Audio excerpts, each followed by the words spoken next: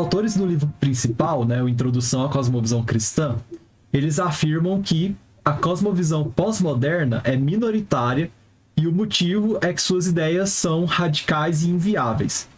Tendo passado 12 anos da escrita do livro, ainda podemos afirmar que a cosmovisão pós-moderna ela é minoritária? Interessante essa pergunta. E ela é difícil de ser respondida.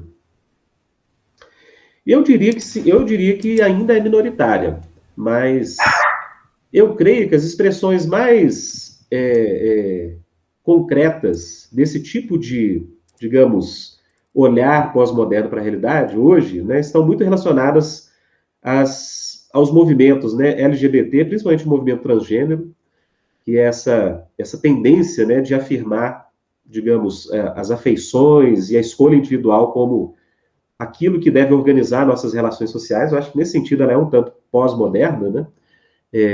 Que, por exemplo, interpreta a sexualidade humana como construção social, então não existiria masculino e feminino, e as políticas de identidade, né, gente, que a gente tem visto, e acho que são expressões muito pós-modernas nesse sentido, né, de você construir o discurso de legitimidade a partir da experiência de um grupo específico, né, daquela narrativa específica. Acho que isso tem muito a ver com pós-modernidade.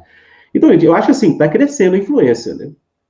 Eu acho que os grandes conglomerados empresariais apoiam muito isso, né? Tem essa ideia de que a próxima fronteira de libertação humana seria a emancipação, né, dos movimentos transgênero, dos movimentos aí, de minorias que foram oprimidas historicamente.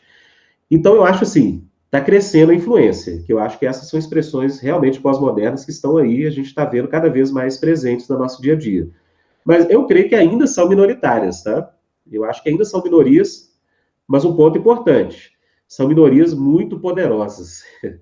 É um ponto, tem um livro do James Davison Hunter, que se chama To Change the World, que ele fala sobre o fracasso da tentativa dos cristãos conservadores norte-americanos de influenciar a cultura norte-americana, e ele dá esse exemplo exatamente. Ele fala, olha, gente, muitas vezes a maioria de uma sociedade continua com valores mais conservadores tradicionais, mas movimentos pequenos, como, por exemplo, a comunidade LGBT norte-americana, hoje ela tem muito mais poder intelectual, presença na academia, presença na mídia, né, apoio da indústria cinematográfica, ou seja, a presença de influência cultural é desproporcional em relação ao número demográfico. E eu acho que isso é interessante de se pensar. Então, assim, eu diria que ainda é minoritário, né? Então, por exemplo, a maioria dos brasileiros não crê nisso, que masculino e feminino é socialmente construído, ou que eu não teria possibilidade de falar ou dar uma opinião sobre a questão do racismo, né, que é a questão do lugar de fala. Mas a gente vê que cada dia mais esse tipo de discurso que tem relação com a pós-modernidade, ela é mais influente. Mas eu diria que em termos de presença assim, social, ainda é minoritário. E nesse mesmo sentido, sim, tem uma outra pergunta que vai quase que complementar essa primeira, que é a pergunta da Olivia, que ela pergunta, então, na sua opinião, qual seria a cosmovisão dominante atualmente que mais influencia nossa sociedade?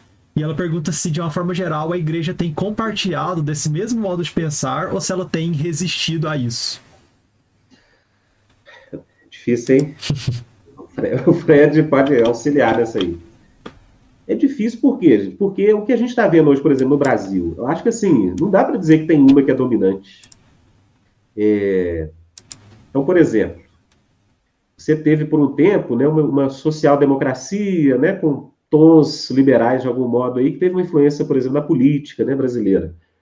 Aí, de repente, com os escândalos do PT, que eu acho que na prática foi uma social-democracia, eu acho que eles não foram tão fiéis aos princípios do partido originários, mas o que a gente teve? Uma reação muito forte, conservadora, que pôs o Bolsonaro lá no poder. Então, assim, é difícil a gente falar hoje qual que é dominante, né?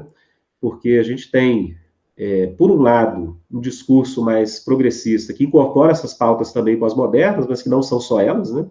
Então a gente tem hoje na esquerda, gente que luta por dignidade do trabalhador, direitos trabalhistas, né? O trabalhismo antigo aí, tendências mais socialistas, junto com políticas identitárias, né?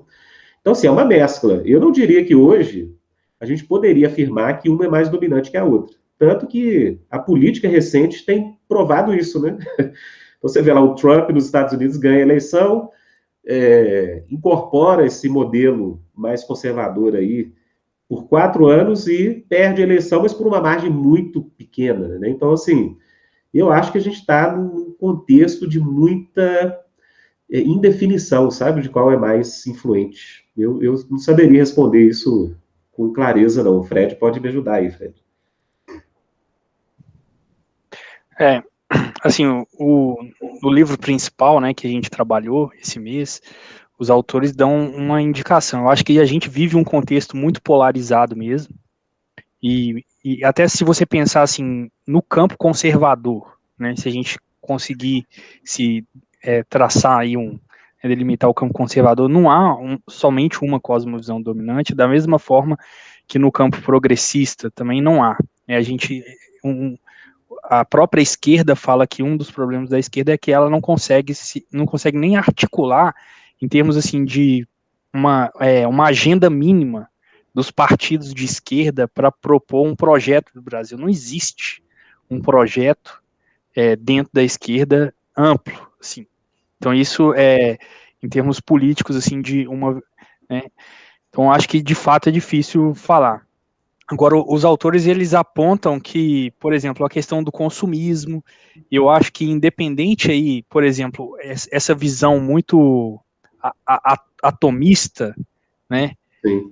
da sociedade humana, essa questão muito individualista, essa perca, né, essa perda aí da noção de comunidade, da noção de que a sociedade, ela é real, de que a família, ela é uma instituição, né, que tem uma estrutura real, não é só uma construção, né, então eu acho que isso aí talvez seja a cosmovisão dominante, a questão do individualismo, que dá embasamento para o consumismo, que dá embasamento para as políticas identitárias, que dá embasamento para o liberalismo econômico, então, e que não é uma visão cristã do Sim. ser humano, da sociedade, etc.